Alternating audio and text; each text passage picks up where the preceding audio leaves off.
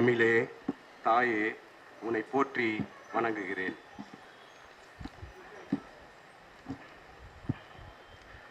நூலாசிரியர் ஐயா சிவகாளிதாசன் அவர்களை நான் உலக கவிஞர்கள் மாநாட்டில் சந்தித்தேன். அப்போது அவர்கள் தாய்மொழி, தமிழ்மொழி என்று என்னையும் பகிர்ந்து கொண்டார்கள். அப்போது அவருடைய தாய் தமிழ், தாய்மொழியை நேசிப்பதை பார்த்து வியந்து போனேன். தமிழெங்கள் உயிருக்கு நேர், தமிழே என் உயிர் மூச்சு என்று சொன்னார். என்ற வகையில் பேசிக்கொண்டிருந்த இந்த தாய்மொழி வழிக்கல்வி தாய் தமிழ் பள்ளி என்ற நூலில் நம் தாய் தமிழை பயிற்று மொழியாக வைத்தால் எளிமையாக புரிந்து கொண்டு இந்த உலகை ஆளலாம் என்று என்னிடம் கூறினார். அப்போது அவரிடம் எனக்கு ஒரு ஈர்ப்பு ஏற்பட்டது. பிறகு ஐயா அவர்கள் தனது நூலில் தாய் தமிழ் மொழிக்கு முன்னுரிமை கொடுங்கள், மாற்று மொழியை விருப்பமுள்ளவர்கள் படித்து கொள்ளட்டும் என்று ஒரு கட்டுரையில் சொல்கின்றார்கள். சில கட்டளையாகவே மற்றவைகளை பேசுகிறார்கள். மற்ற நாடுகளில் எல்லாம் தாய்மொழியில்தான் கற்றுக்கொண்டிருக்கிறார்கள்.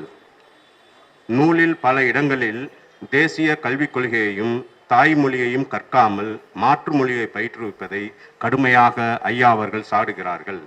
ஐயா அவர்கள் தாய் தமிழுக்கு பல போராட்டங்களை சந்தித்துள்ளார்கள்.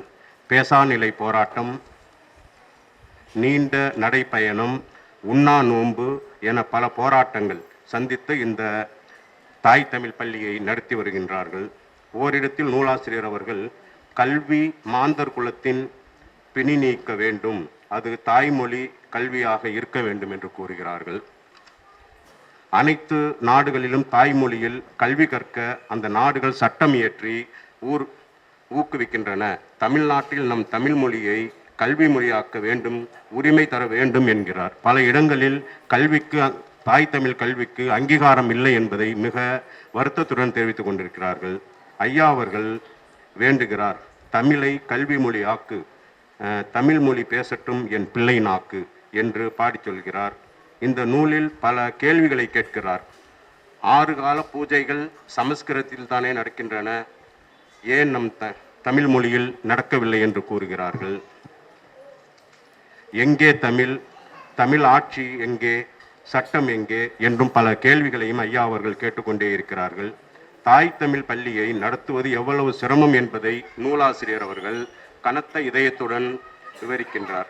1993ஆம் ஆண்டு சென்னை அம்பத்தூர் மேனாம்பேட்டில் ₹1 நன்கொடை பெற்று சில வளர்ச்சி பணிகளை செய்தேன் என்று ஐயா அவர்கள் மிகவும் வருத்தத்துடன் தெரிவித்துக் கொண்டிருக்கின்றார்.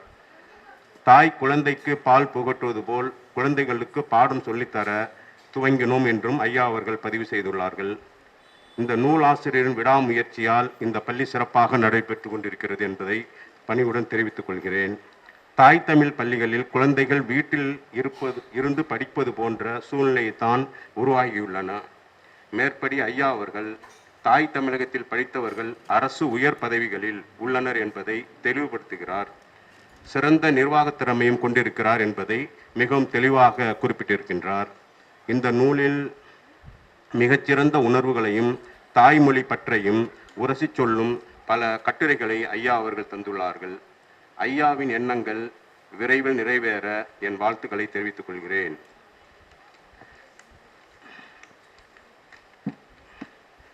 திரு